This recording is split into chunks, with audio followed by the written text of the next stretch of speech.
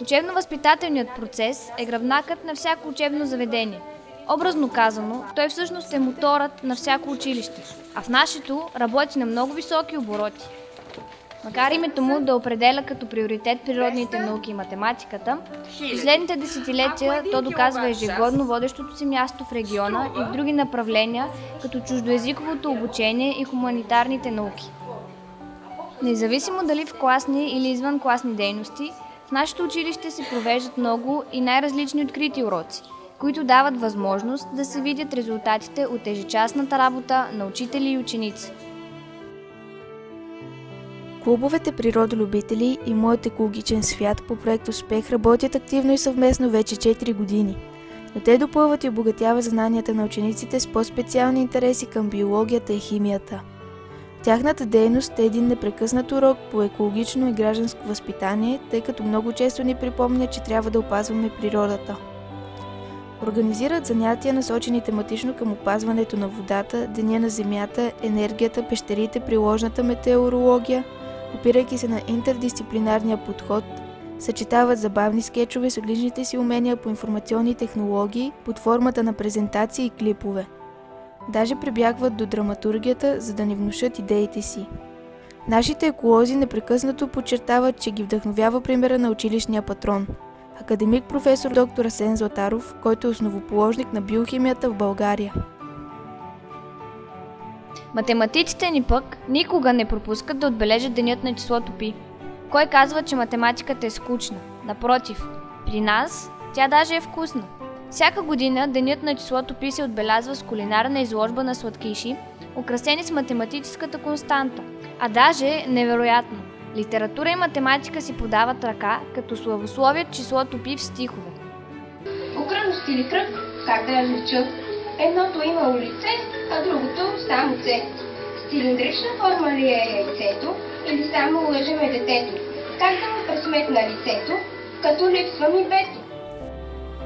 Златаровските математици са и винаги сред призьорите в различните математически състезания от годишния календар на Министерството на образованието и науката. Но полиглотите не им отстъпват. Чуждоезиковото обучение в гимназията в момента е представено от английски, немски, испански и руски език. Традиция е осмокласниците, или подгответата, както ги наричаме, да завършват първата си година с дни на отворените врати. Това са серия от разнообразни открити уроци. По немски език, например, учениците разиграват сцени от познати немски приказки – Пепеляшка, Хензел и Гретел, Червената шапчица, Снежанка и други.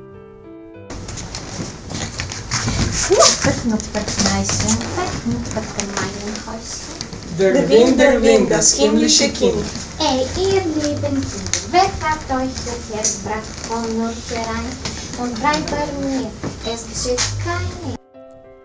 Англичаните интерпретират историята на Ромео и Жулиета, испаноговорящите разказват любопитни факти за слънчева Испания, а на руски романтиката взе връх във вечерта, посветена на любовта в урока на Олга Каменова и 10-ти В клас. Той се състоя в края на месец март под наслов «Все начинается с любви». Учениците, за които руският е втори чужд език, рецитираха в оригинал произведения от руската любовна лирика на Пушкин, Михаил Лермонтов, Тютчев, Александър Блок и други известни поети. Когда он не вернулся из боя, он молчал не в попад и не так подпевал. Он всегда говорил про другое, он не спать не давал, он с восходом вставал, а вчера не вернулся из боя. За да наблюдавате този, макар и много синтезиран видеозапис, много сериозно място в нашето училище заема обучението по информационни технологии. Почти всяка година наши ученици достигат до националния кръг на Олимпиадата по IT. Техни проекти са получавали награди и в национални конкурси.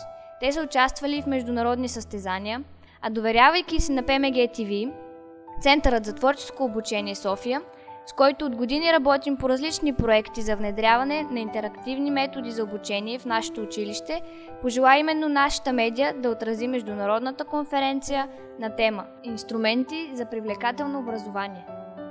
Хубаво, че има ПМГ TV, защото няма много такива телевизии ученически. Продължавайте да я развивате. Плод на взаимното ни сътрудничество с Центъра за творческо обучение е работата ни по проект Креативна класна стая. Училището ни е оборудвано с 100 нови таблета, с помощта на които се провеждат интерактивни уроци по различни дисциплини. Постижения имат златаровци в гражданските дисциплини като история и цивилизация, география и икономика, например. Тази година деветокласникът Борислав Борисов се класира за националния кръг на Олимпиадата по география и икономика. За първи път ли се класираш на национален кръг на Олимпиада? Да, честно казано, и преди съм имал по-успешни изяви.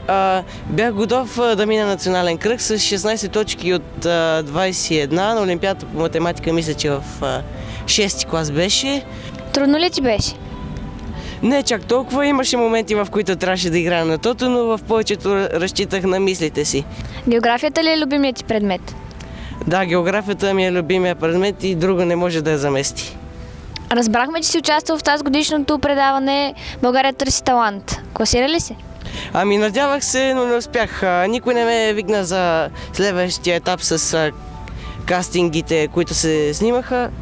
Би ли ни изпял част от песента, с която участва?